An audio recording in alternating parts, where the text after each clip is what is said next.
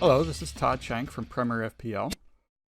Today I'm going to be prepping for Game Week 2 with my tips moving forward, trying to maybe take a look at some of the game weeks coming up as well. So as you can see here, I have pulled up last week's Dream Team, and obviously there's no way to fit all of those players in one team, but it's interesting to look at who were the top scoring players for the game week. Um, Obviously, Sterling with his 20 points was top here, and pretty much anybody that captained him is going to be up near the top. I know that there were several teams out there that had, Sterling, Salah, and Kane into their team. So obviously they did very well for this game week. Okay, so I guess to kind of lay out my thoughts for today, want to review some of the transfers in and out, taking a look at that, take a look at some of the players to possibly consider for Game Week 2, and have a discussion on what to do as far as transfers go, especially this early in the season, and looking ahead, prepping for some of the upcoming game weeks as well. So starting out, looking at some of the top transfers in and out for the game week. As you can see here, De Gea and Ederson are two of the top in, and I would say that's primarily because of Alisson here being the top transferred out due to his injury. So as an aside here, I decided early in this, like preseason, I was really looking at bringing Ederson in. Was not. I had looked briefly at Alisson, but the problem there is not being able to fit as many Liverpool players into defense.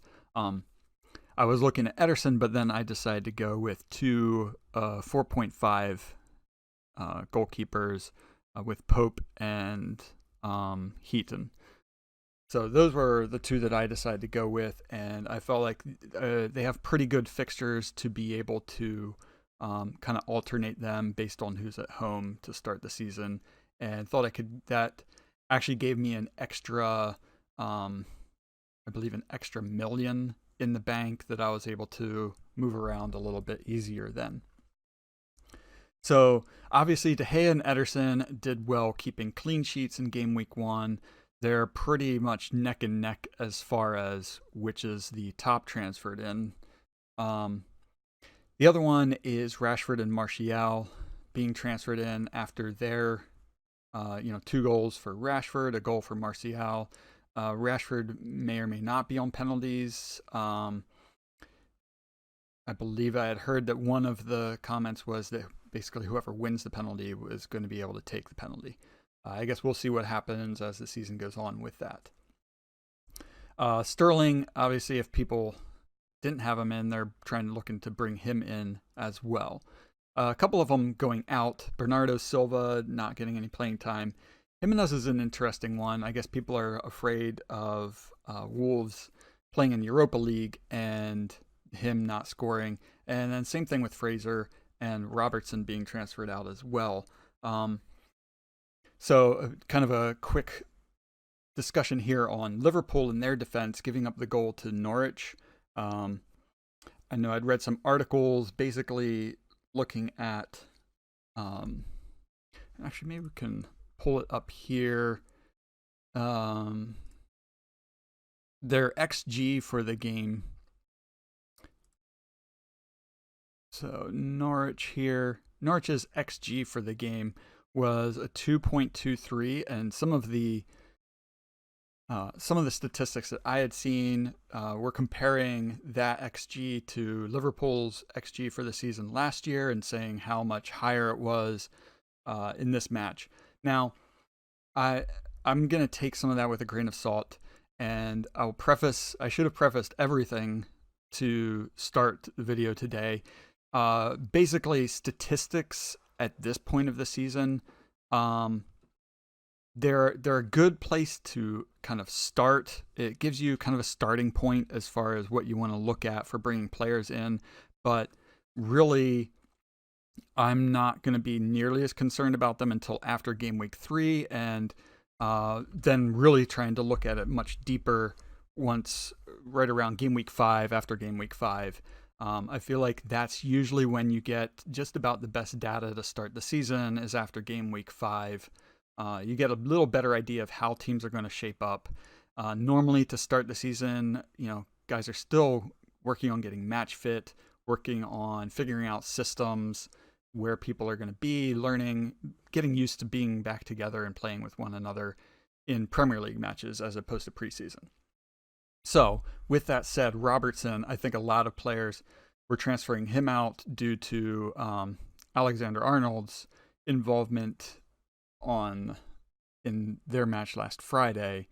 And as you can see, none of the Liverpool defenders made it up here, and I think a lot of people are afraid because of them giving up that goal to Norwich City. I'm sticking with, I currently have Alexander Arnold and Virgil van Dijk, and I'm actually more worried about Alexander Arnold and the potential for him to not play or get subbed because of his defensive liabilities. Now, hopefully he's able to, contribute in attacking wise before he's subbed off, but still a little bit worried about him being subbed off, especially this weekend with Liverpool having played 120 minutes midweek. I'd say the same thing for Salah as well in there. So breaking down some of the transfers in a little bit further down, the interesting one is Origi here. I would advocate for not bringing him in. If you have him, now is probably a good time to sell him. Mane will be coming back, and he's basically going to take over where Origi is. He's not a bad 5 point, if you got him early, 5.5 forward to have on your bench, but I don't think he's definitely not going to be getting starting time the way he did last week. Some of the others here, Adrian coming in for Liverpool, currently at 75% chance of playing, but I think he's definitely going to be playing this weekend. Looking on down here, some of the other interesting ones are Pukki and McGinn. Both did well this weekend. McGinn is slightly out of position. He's playing fairly further advanced. He's one that I'm waiting on. Want to see how he does. Pukki is one I would definitely jump on, and I'm considering jumping on him anyway, just because of some of his underlying statistics and how he did look in that match. So he did look very lively, did very well there. If I can find him in his... so here, 0.46 XG. So, that's kind of a tough one. He's close to what he actually scored, but with the minus 0.54 in the delta there. But yeah, I like the way that he looked, and especially being able to grab a goal against Liverpool. I think if you can get a goal against one of those top 6 teams like that, I think it's going to push him forward. And if you look here, upcoming fixtures: Newcastle at home, Chelsea at home, and West Ham away. So the next 3 are decent fixtures. Now, Chelsea, I think it still remains to be seen how they're actually going to look this season. They looked good at times. They also looked very shaky at times. So that's also a good reason to look at Pukki as a forward, going forward against a Chelsea team that did give up 4 goals against United, despite some of the statistics skewing in Chelsea's favor for that one. And then looking further ahead, after the City match, they have 1, 2, 3, 4 favorable matches here, including the Aston Villa at home. So he's one that I'm keeping an eye on moving forward. Maitland-Niles is an interesting one. If he's going to continue to get playing time, that might be a good one to jump on here. Maybe after, honestly, if you feel confident with him, might as well get him now. I think this Burnley match is a good possible 0-0 or a 1-0 Arsenal win. So yeah, those just some of the a look at some of the transfers in. If we jump down here to transfers out, I am surprised by Jimenez and Fraser. I think both of those are players that people should hang on to for the season. Excuse me. Same thing with Robertson. Like these are guys that are going to get you points over an extended period of time. Just because they have one bad match does not mean that you need to jump off of them quickly. Now, Bournemouth has Aston Villa away, followed by City at home. So maybe they're worried about that City match, but after that, they have some decent fixtures in here where, if they're going to be getting points, Fraser's going to be involved in those matches. King is one that, I could definitely see jumping off of him, finding somebody else, maybe like Pookie. Wilson being transferred out, even Kane and Aguero being transferred out. I think those are probably people looking to get Sterling in, so they're dropping Kane or Aguero to bring in Sterling would be my guess. The Bournemouth assets, like I said before, it's a little too early to really say how they're going to do, but if you don't trust them, find somebody else who you do trust. All right, so moving ahead here, looking at some of the I think the big discussion point this season has been the defenders. What am I looking for? Price. So defenders and their price points. I have decided to go with a fairly balanced team in the back as far as picking up some of those big, expensive backline players. So I do have Alexander-Arnold, Van Dijk, and Dean in my team. Then went with Montoya and then Taylor from Burnley, who didn't play, for my two 4.5s. One of the big ones that a lot of people are looking at, a lot of people are pointing at his statistics in game week 1 is Lundstrom. He did look very good. See, what were his statistics exactly? He had 2 big chances created, 3 crosses in that time. He even had a goal attempt. He had a through ball, 17 touches in the final third, and his expected assists was at 0.18. So didn't get a clean sheet. Played 77 minutes and picked up the 3 points thanks to getting one of the bonus points in there as well. Now, I'm still I'm still leery of picking up Lundstrom, mainly because I am concerned about his playing time and whether or not he's going to continue to start for Sheffield United. The thing that I've heard over and over is, Sheffield United fans don't like him and they don't think that he's going to continue to play. They did just buy a new player just towards the end of the season. Can't remember his name off the top of my head, but he's definitely a worry that he's going to be at least rotated, if not completely subbed out for this new guy. Now, if he does continue to start, you then have an out of position defender playing in midfield, getting forward.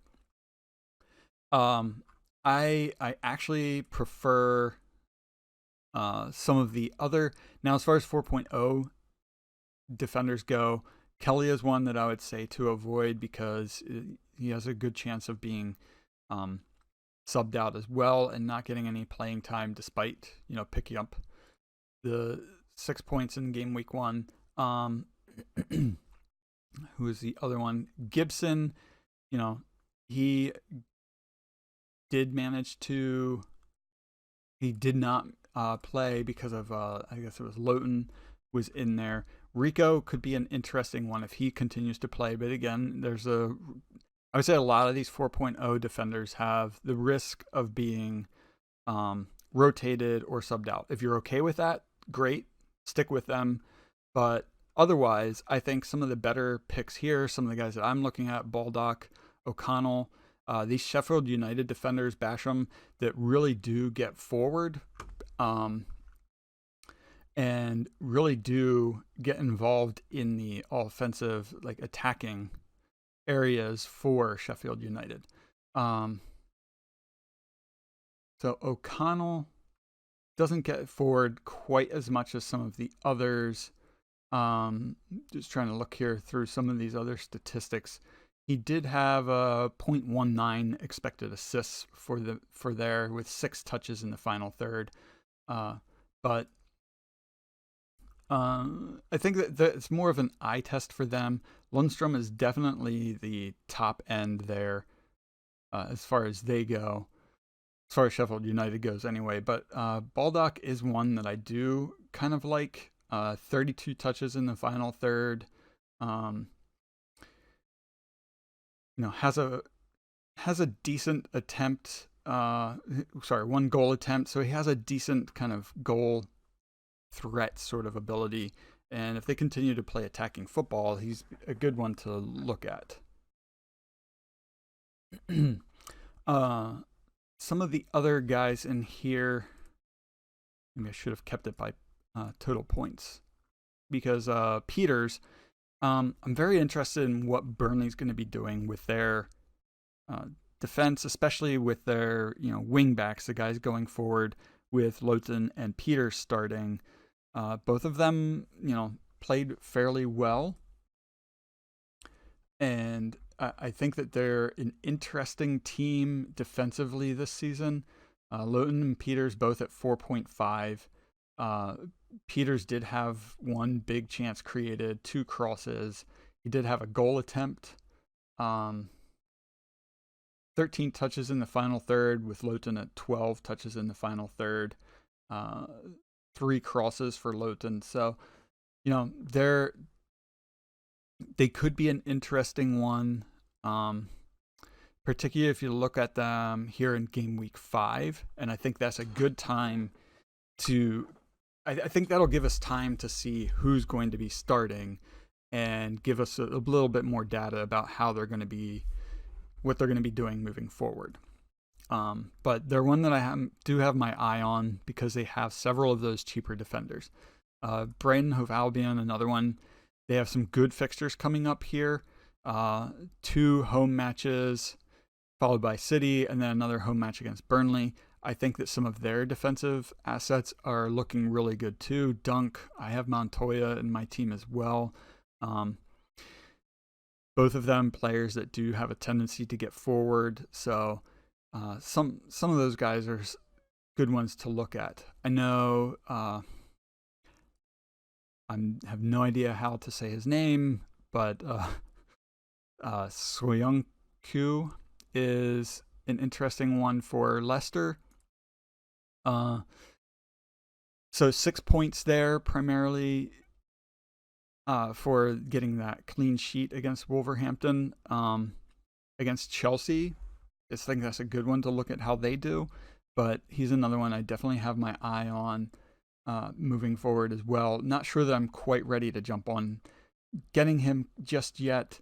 Now, one of the main reasons I'm really not looking to get him is he doesn't really have the same attacking threat as some of these other guys.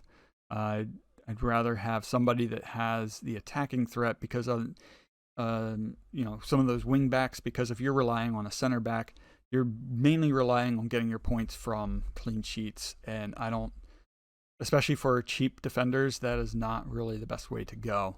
I think Burnley has just about the best chance for cheap defenders to pick up clean sheets on a relatively regular basis. All right, so as far as game week 2 goes, it's my captain. I do have Sterling and Salah, so I'm still wavering back and forth whether I want Sterling or Salah as my captain. It might come down to last minute decision, but for now, my bus team has Salah as captain, and that way, if it goes through, I'm okay with that. I'm really okay with either of them. I think one of the big talking points for this weekend is whether or not it's worth it to bring in a forward and which forward to bring in. Barnes, as you can see here, all of these guys up here at the top, Barnes, Rashford, and Kane, all got themselves a brace this weekend. That's a great start for them. Now, I would say one of the issues that I have had, I guess, this year and going back to even last year, is looking at the difference in value for some of these players, and whether it's worth it to have a striker at 11 million compared to, two defenders here at 4.5, both of which got just about as many points as the 11 million. So right here, if you had Dunk and Mafam in your team, that's 9 million that you just spent for 21 points compared to 11 million for 13 points. If you look up even farther, now I think you're better off spending getting a higher price tag player in midfield because of their ability to get points through clean sheets, as well as getting those additional bonus points for, better chance of getting assists and goals. I think that you have a wider spectrum of the ability to get points. I would also add the same thing for defenders, especially when you compare it to forwards, where they're really only getting their points from, maybe if they're really involved, they'll get those extra bonus points, but otherwise you're relying on them getting goals and assists.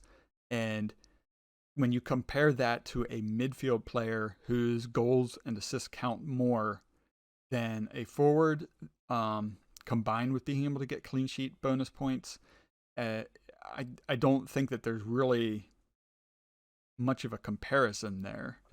And this is talking about more in the long term. Kane will get points. There's no doubt about that. He'll definitely be in the running for the Golden Boot. Same thing if you go down further here.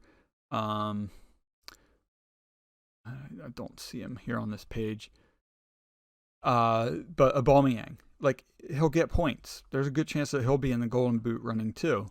The issue that I have is you're going to have weeks where they're not going to score, and they might only get you 1 or 2 points. So 11 million for a player that's going to get you 1 point doesn't seem like good value for money to me. I'm not saying that you shouldn't do it, but that is not something that I'm looking at doing this season. I'm planning to stick with, mid-priced forwards. I might go for Rashford's already starting to jump, so if I'm going to get Rashford, it's going to have to be, by next game week, and I'm going to have to make a couple moves to be able to do that. So that, I guess the overall point here is thinking in terms of the season as a whole. I feel like you are better off spending your money in defense and midfield than you are trying to bump up to those higher price points for, somebody like a Kane, or a Aubameyang, or even Aguero, where they're, you're going to price yourself out pretty quick from being able to bring in Sterling and Salah, 2 of the top scoring players last season.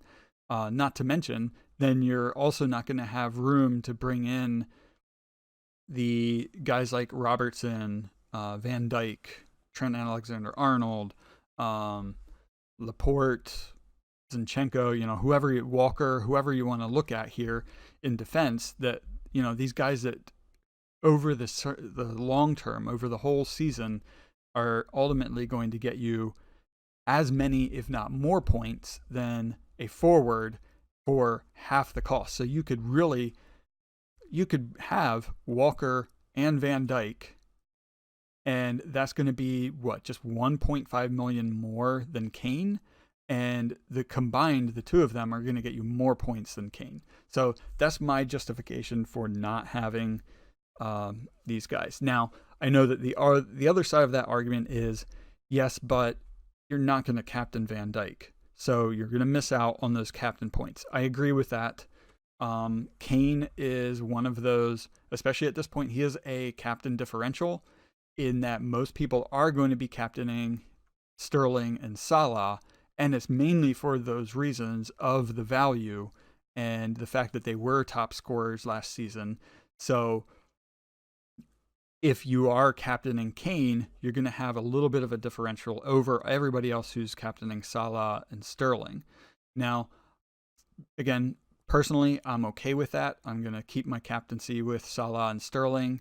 There's even an argument to be made of dropping one of them and picking up some of the more, loading up a little bit more on the mid-priced players and just having Salah or Sterling as captain, just because of how much of a just how similar they are. And if you're going to captain one over the other, it can almost not make any sense to have the other one if you're not going to ever captain them anyway.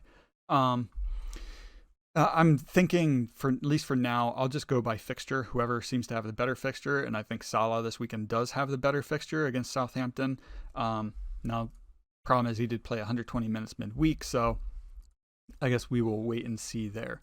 For this game week, I am planning to roll over my transfer. I think I'm okay with my team. I would rather look at statistics after 2 or 3 game weeks and then make a move. But that will give me, I don't know, like a very many, well, it'll give me my 2 free transfers next week that I'll be able to make 2 swaps, possibly bring in, depending on how things go, possibly bring in Rashford for game week 3. I know Wolves is going to be a tough one, but Crystal Palace at home could be a much better fixture. And then after that, they basically have these 4 fixtures that are fairly decent. I think the primary reason that a lot of these are gray is because there are a lot of unknowns with United, and I've been hesitant to bring in any of them despite Rashford and Martial's start. They do look good. Wan-Bissaka looks very good. I had him in some of my draft teams before finally jumping off of him, but still a chance that I could get back and bring him back in again if he continues to do well. Definitely passes the eye test for me. Defensively solid, as well as being able to get forward and get those attacking points in there as well. He did have 4 crosses, but did not have any big chances created. 15 touches in the final third. So there are some other defenders that have better statistics as far as that goes. Walker Peters, for one, had 45 touches in the final third. Robertson had 41. Even Danny Rose had 40 touches in the final third. If you look at big chances created, Alexander-Arnold and Lundstrom both had 2. And then outside of that, you had Danny Rose and Nacho Monreal each had 1. A few other players in there that had 1 as well. I will throw out there, since I'm looking at it, Tyrone Mings from Aston Villa had 1 big chance created. And I believe he had a goal as well. But was it a goal? No, he had the assist in that one. Sorry. Anyway, so yeah, that's my plan. I would say that definitely don't shy away from using your free transfer this week. There are players out there to bring in. And if your team looks like it needs some help, don't be afraid to take that hit early in the season. And also, don't be afraid to use a wild card early. And I would say probably now is probably not the best time unless your team is absolutely tanked and you need a whole new one. But don't be afraid to wild card game week 3, game week 4, somewhere around there. I think that's a good time. Like I said, you want to make sure that you get a good amount of statistics, have a good reasoning for doing it, make sure that the teams are settled, that you know who's going to be playing, and then you can look at taking your wild card then. Otherwise, like I said, I'm planning to do 2 free transfers next week. Still up in the air about who I'm going to be bringing in. I decided that this season I will have loose plans for who I'm looking at bringing in, but otherwise I'm going to be taking a look a lot more at statistics and trying to really take a look at underlying statistics. So things like big chances created, so any of the XG and XA statistics, as well as some of the ICT creativity statistics as well. That's a good one to take a look at to see who is going to be performing well. And if you have, once we have more of those statistics, we can take a look at a longer term and see who's going to be who should be doing better in the coming game weeks. Anyway, I think I already went over my captain for this week. Currently planning to go with Salah. Not really. I'm not planning to make any changes to my team for this week. So I guess if there is one player that you think that you want in your team, leave a comment below. Let me know who that is. What is the one player that you want in your team? And what is the one transfer? Who's the one player that you would transfer in that you don't have in your team? Otherwise, I think that's where I'm going to leave it. As always, wish you good luck and have fun.